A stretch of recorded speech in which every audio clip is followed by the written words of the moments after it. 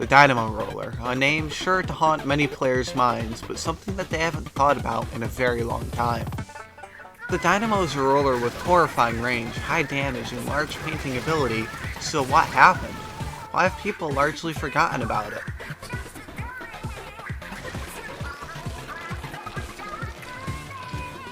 The Dynamo was completely broken when it first released. It was slow to fire, but had damage potential, range potential, and paint potential like no other. Inklings were also comparatively slow in this game, giving the Dynamo more time to react to potential threats. However, it did suffer from some of the heaviest ink consumption in the game, at 20% ink consumption per attack. The core balance of the Dynamo is having massive, unrivaled power for very short periods of time, due to the 20% ink usage per attack. Furthermore, it takes 45 frames to actually attack anybody, which leaves it quite helpless when being rushed down. This prospect was terrifying for the Dynamo because in the more 1v1 based setting of Splatoon, there might often not be anybody to help the Dynamo when it's being rushed. However, it would more than make up for these flaws in some very unorthodox ways. Firstly, it unleashes a massive sheet of damage with a one-hit range few weapons can meet.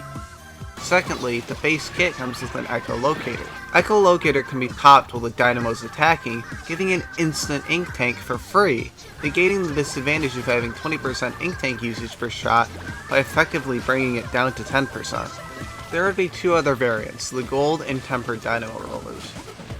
The Gold Dynamo got Splat Bomb and Ink Strike. Splat Bomb was nice, but caused issues with ink for the weapon, which causes ink like there's no tomorrow.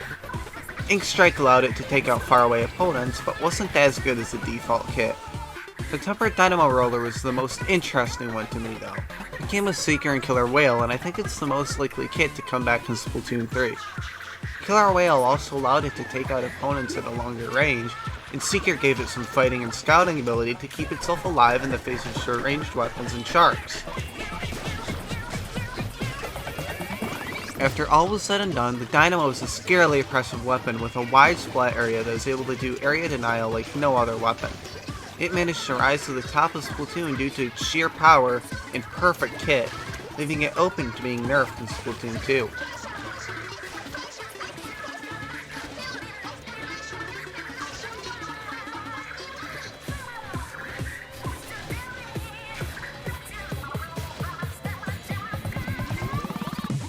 Splatoon 2 gutted the Dynamo Roller.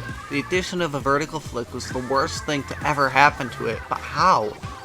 The vertical flick wasn't an added move, but instead it took away from the horizontal flick.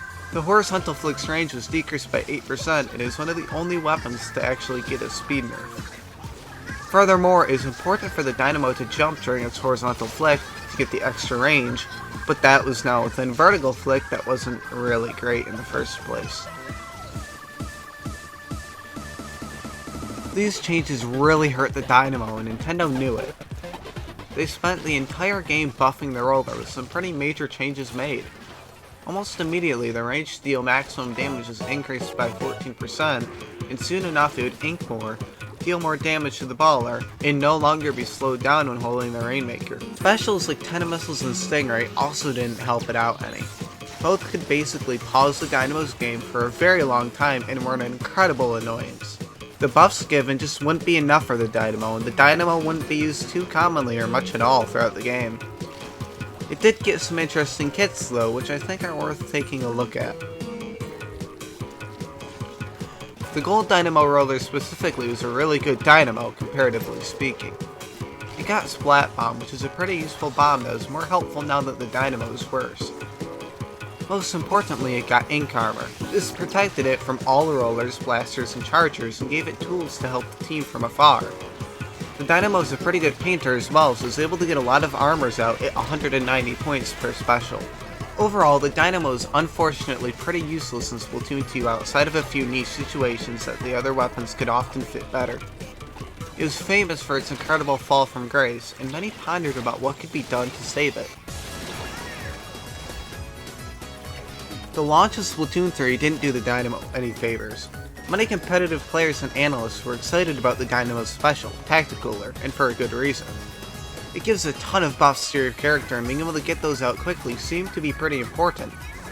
Unfortunately though, Tacticooler was quite overhyped and counterplay was a lot easier than previously thought possible. This forced Dynamo to sit in the same position as it had been in Splatoon 2, but it would get one final glimmer of hope.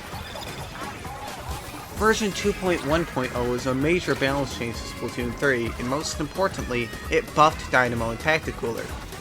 The range that deals splatting damage and 50 damage is increased by an ambiguous amount, but it is helpful anyways. Tacticooler became stronger against Taunt and Respawn Punisher. With these two buffs combined, there is finally a niche that Dynamo could fit into. While far from its glory days, things look on the up and I'm impressed with Nintendo's continual attempts to fix the slow stroller. It's definitely in a much better state than in Splatoon 2, and it can be seen pretty commonly in open lobbies. Only time will tell if these buffs finally work to bring it back to what it once was.